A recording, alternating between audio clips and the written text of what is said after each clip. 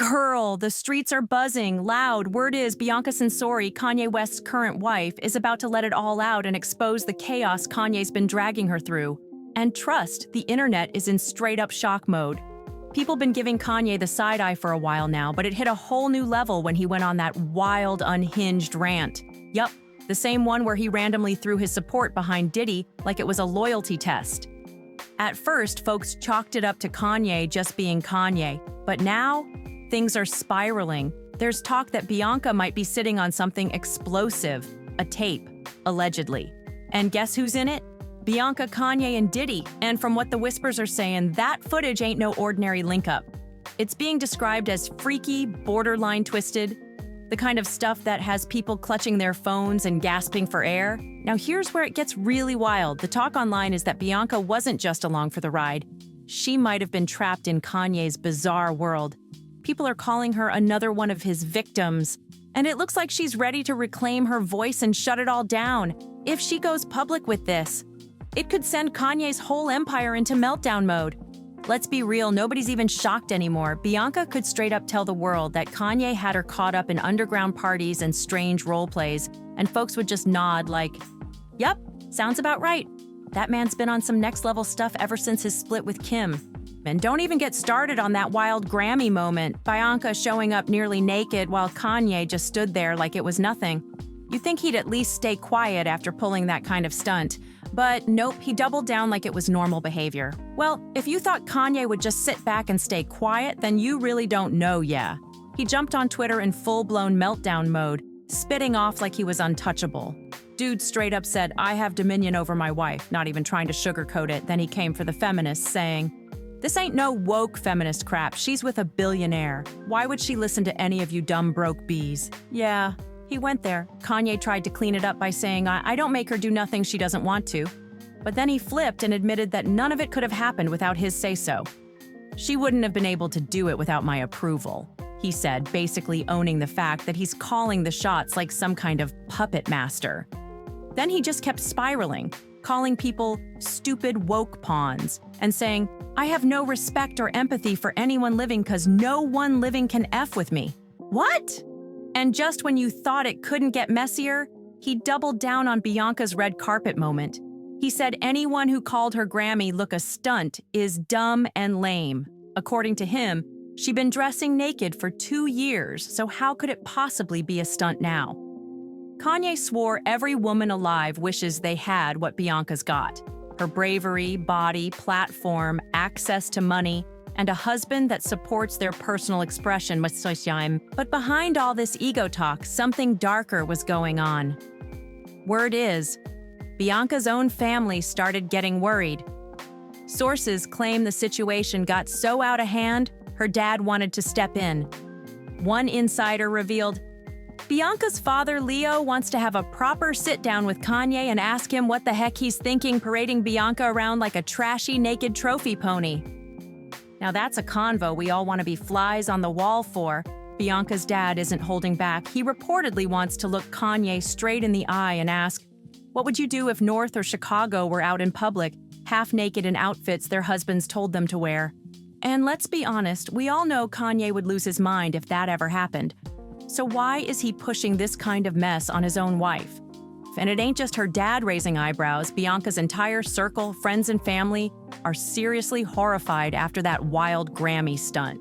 One insider even said her loved ones are mortified because it keeps spiraling. Every new public appearance is more shocking than the last. Bianca's not just catching heat for looking nearly naked. People are saying it was flat out disturbing and might even be skirting legal boundaries.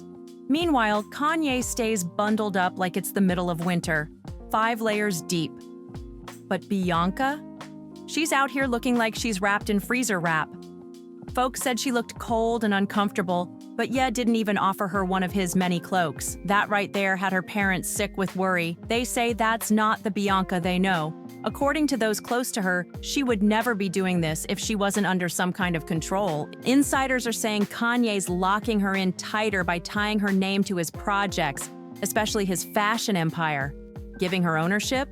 Yeah, but it's really just a leash dressed up in a contract. And it doesn't stop there.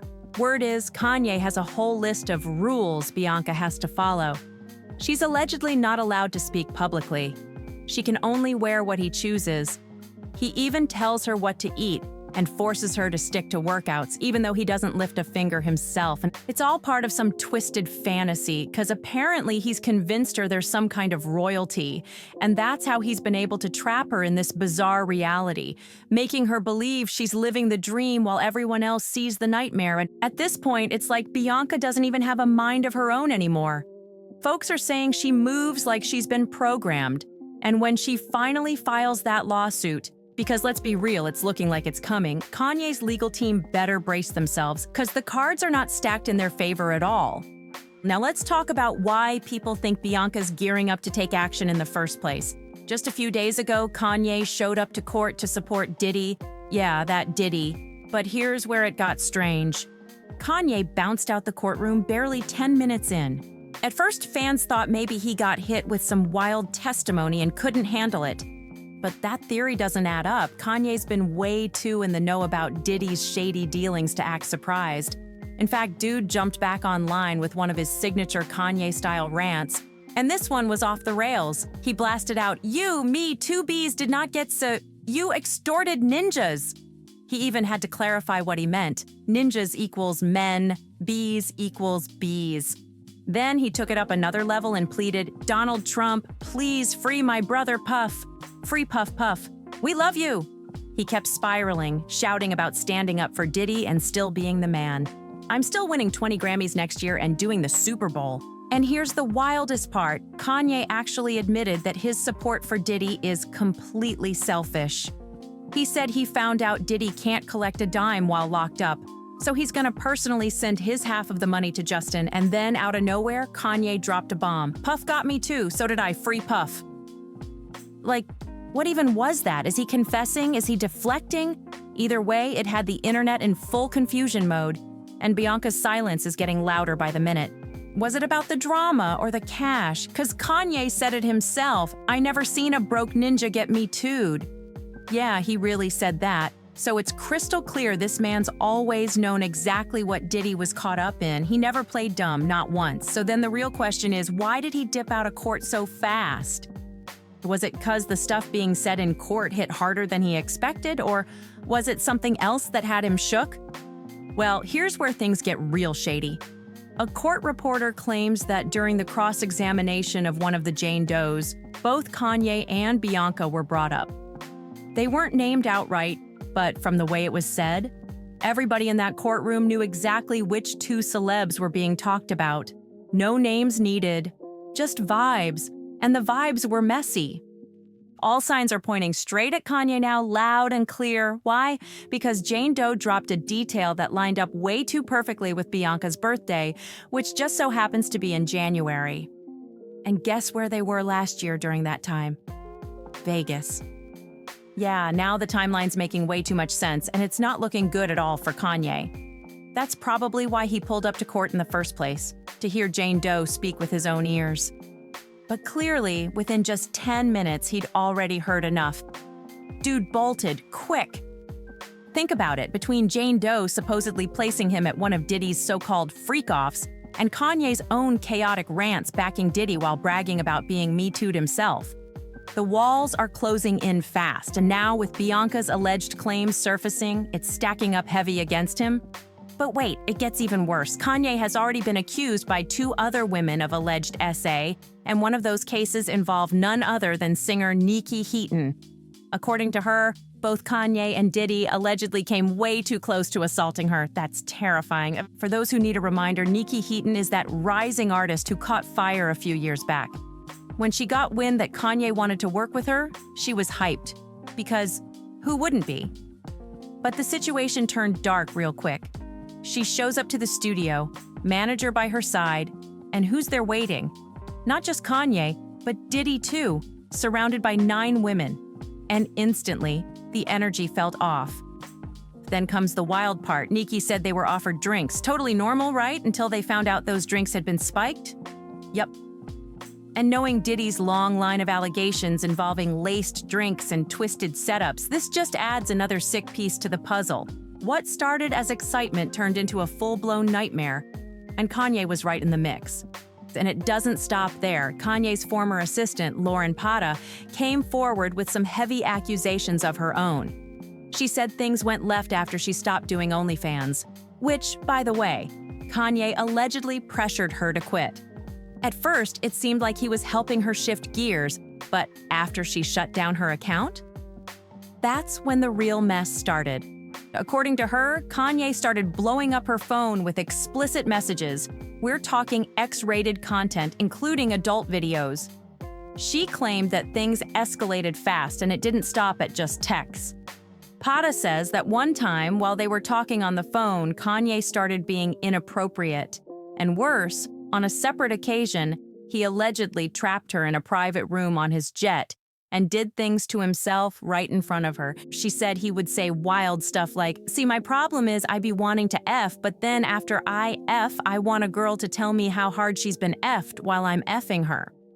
Then he'd twist it even more, saying he wanted her to cheat on him while he was still in bed with her. This wasn't just casual talk, it was deeply explicit, unsettling stuff full of vulgar detail. But it didn't stop there. Pata claimed Kanye once sent her a bizarre, offensive message saying, "Is my D racist? This effing racist D of mine. I'm going to punish this racist D for being racist. I'm gonna look at pictures of white girls with black booties and punish this D." Like, who even says that?